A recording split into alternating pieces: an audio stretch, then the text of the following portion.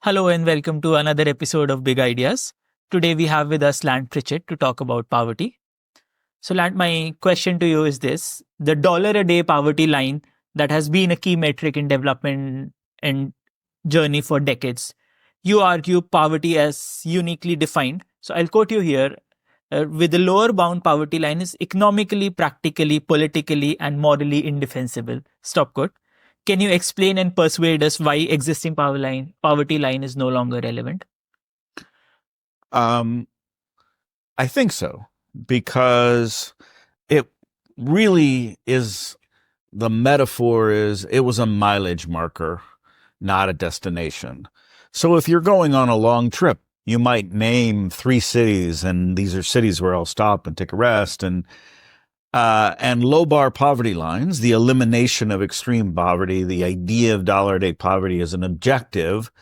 It got confused, and I think deliberately so in some ways, and between whether the elimination of low bar poverty was something that would naturally happen as a consequence of countries reaching prosperity, which I think is the legitimate goal the world should have and always has had, or whether somehow you could get to the elimination of low bar poverty and stop.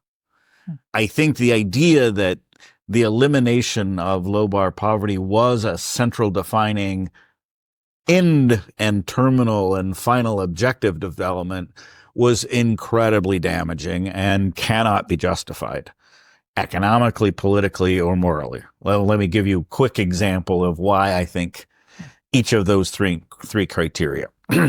So if we say our economic objective is the reduction of poverty, that in the way poverty measures work is that means our concern for your increasing income stops at the poverty line.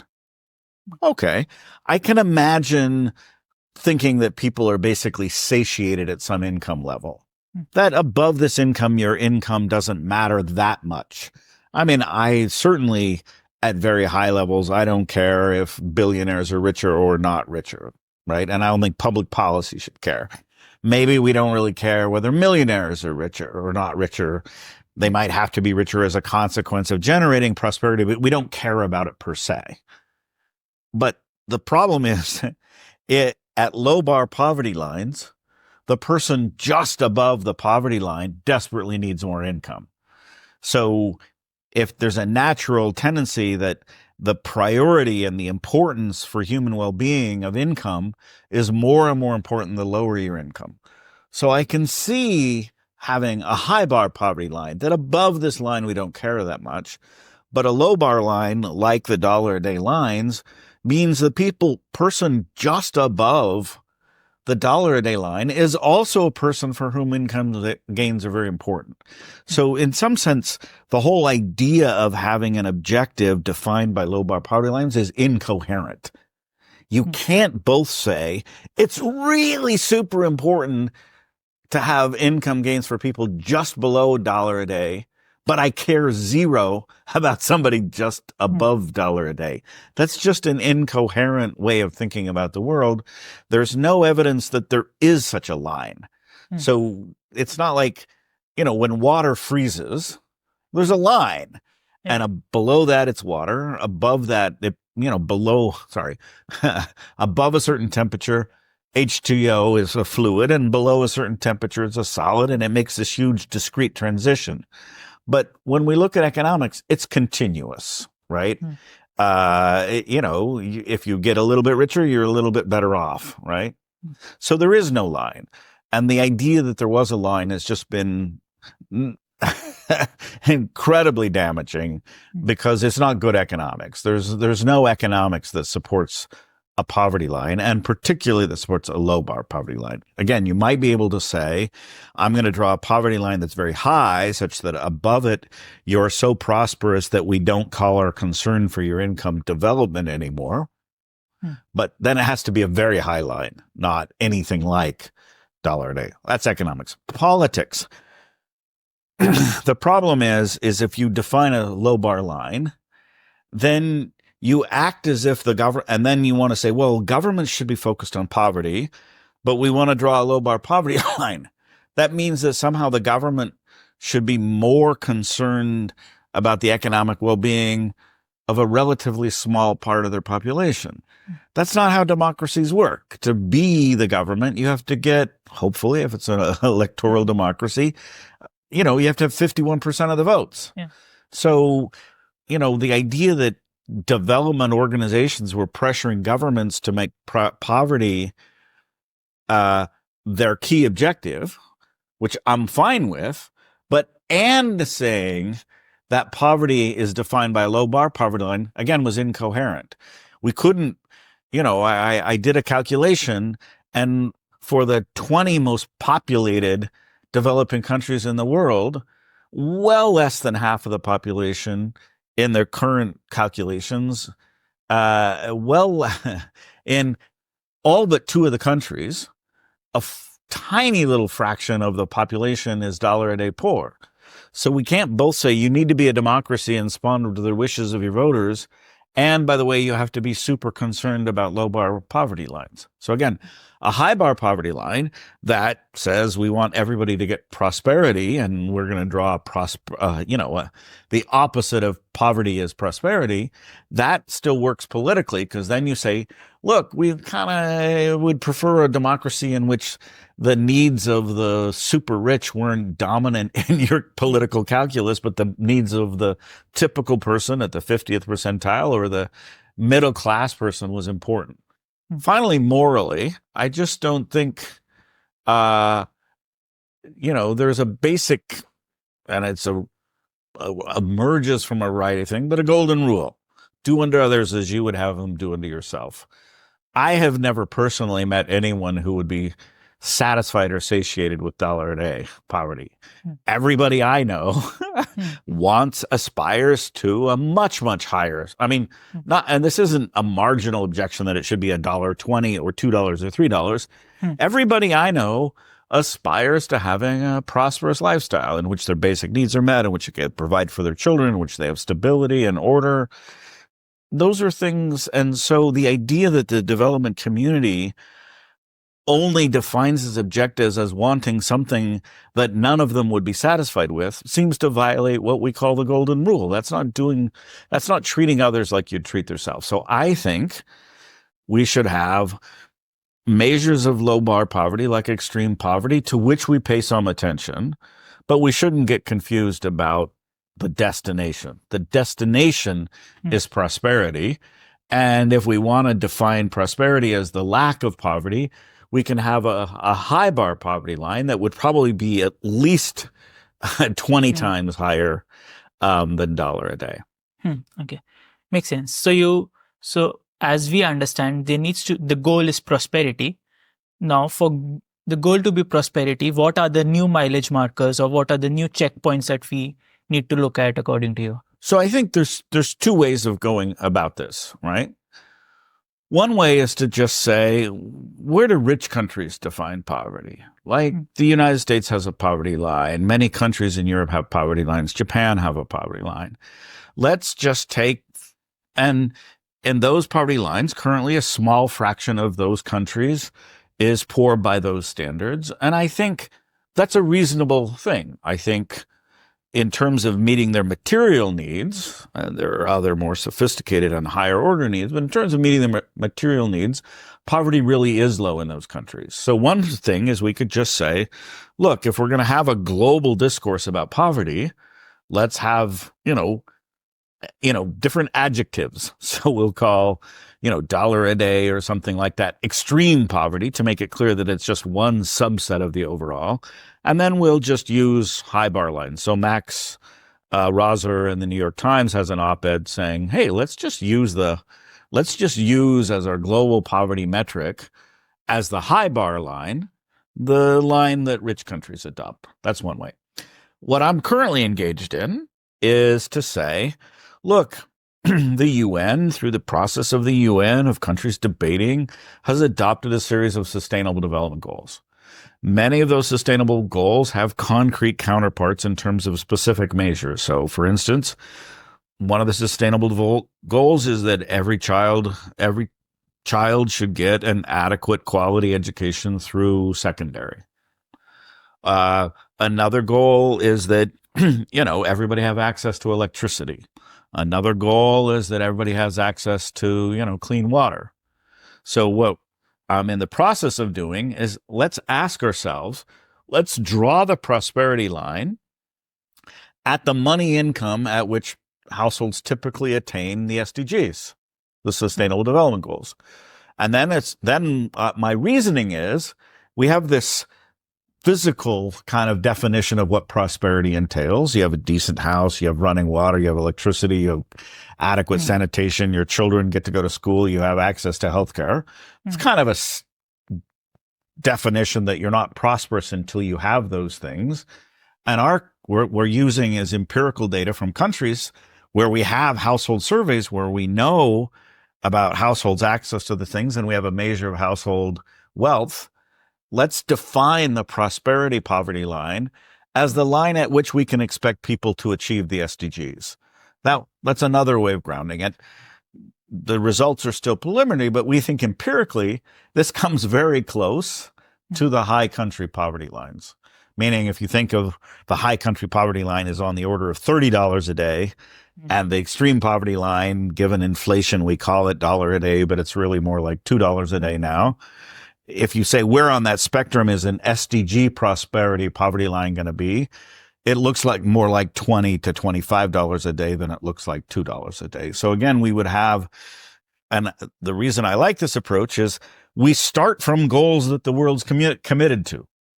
Whatever you think of the UN, they have this dialogic process and they've committed to these goals.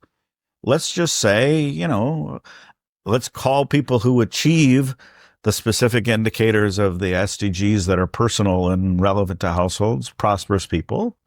And let's define our poverty line as the level of household income or wealth at which you'd achieve that.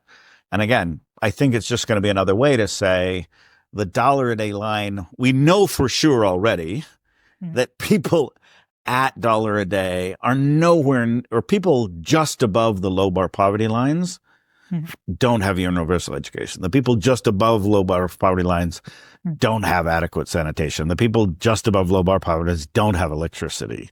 So again, the low bar line is completely out of whack with the expressed objectives of the Sustainable Development Goals. I think that makes a lot of sense.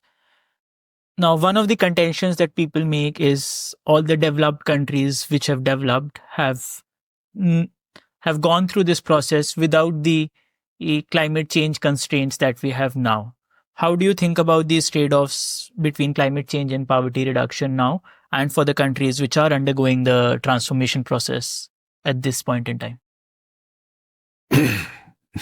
So, first of all, this is an uncomfortable point to say, but let's bracket India, the country we're actually in, for a second. For nearly every developing country, the consequences of climate change have absolutely nothing to do with their carbon emissions. It's a global public good, which means when you say Malawi is facing climate constraints, that's a political decision. That's not a scientific description. Malawi, nothing about the consequences of the people of Malawi brought on to them by climate change has anything to do with how much carbon Malawi emits, because they're inconsequential. Like the idea that there's some threshold in the world, and if only Malawi had limited its carbon emissions, we would be under that, and because they did, it's just farcical, right? So when we say Malawi has a climate constraint, that's a political claim about the distribution of who should reduce their carbon in order to meet the global carbon constraint. So yes, Malawi is attempting to develop in an environment in which the world has climate constraints.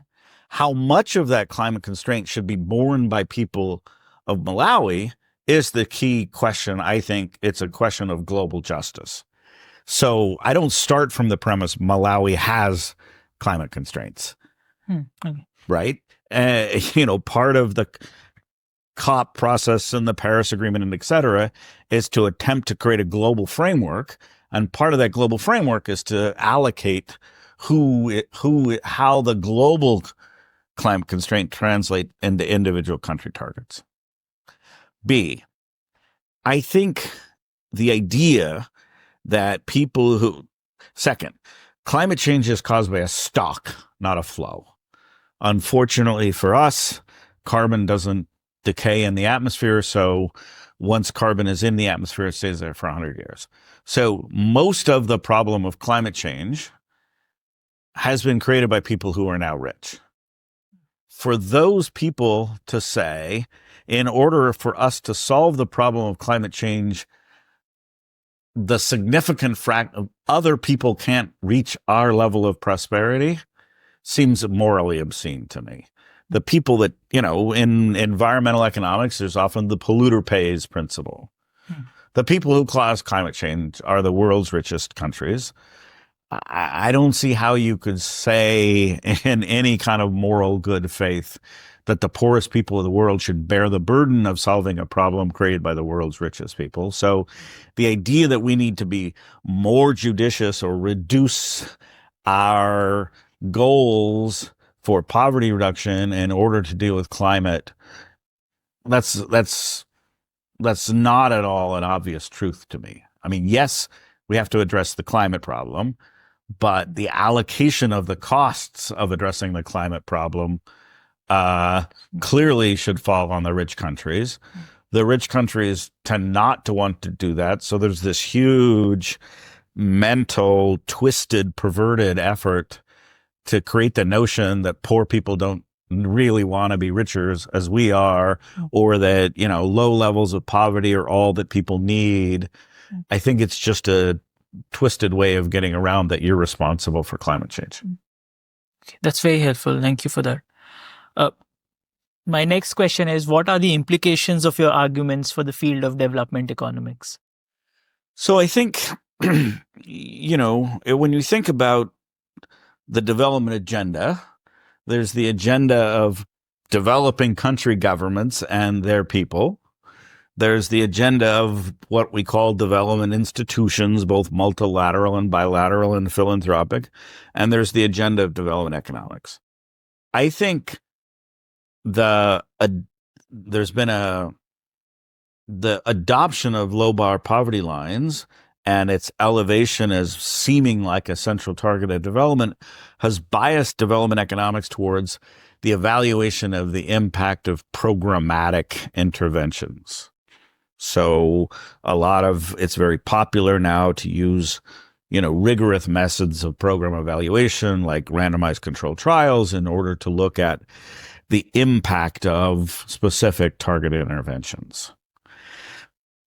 Targeted interventions, the best evidence for the role of targeted interventions on a scale of 0 to 100 of their importance for poverty reduction is 0. Basically, if you look across countries in the world and over time, a country's low bar poverty rate is completely 100% predicted by the income of the median of the typical person in that country. The role of targeted programs in creating higher or lower poverty is just inconsequentially small. So it might not be exactly 0. It might be 0.5 of the variation. It might be 1% of the variation, but 0 is a useful first approximation for the importance of targeted interventions. 100% of broad-based economic growth is a pretty good approximation to the role of growth. So I think the fact that development economics has, devoted a lot of time and attention to money to doing the evaluation of programmatic interventions is a tragedy. It's an intellectual waste. It's a terrible misallocation of talent. And the sooner economists get back to asking the questions about how do countries achieve and sustain rapid broad-based economic growth, the better off we'll be. Okay, that makes sense. Finally, what are the most important takeaways you hope readers will gain from your work on this? So on my work on poverty lines, I think leaders of developing countries already believe all of this. Leaders of developing countries have never been misled by dollar a day poverty. They know that it's not their objective. They know that it's not what the people of their country want. They give lip service to this because politically powerful people in the rich world insist that this is a target. So, oh, sure. But when they say it's a target, they have in mind my concept that, yes, in order to get where we want to go, we'll go through the we will pass through the town called elimination of extreme poverty on our way to the town we really want to get to that's much further along the development process. So I don't think developing country leaders have ever been confused about this point. Arvind Subramanian, who was chief economist of India, was at a conference with it, and the other day, and he said, look, when we talk about the development agenda of developing countries is growth. It's only development economics that's lost. They're involved now in a play that they call Hamlet that doesn't have a prince, doesn't have a murder, doesn't have a queen. They've completely lost the plot. I think development economics needs to get back on the plot that developing country citizens, developing country governments want, which is the plot of prosperity. All right. Thank you so much, Lant. That was very insightful. Thank you. Thank you.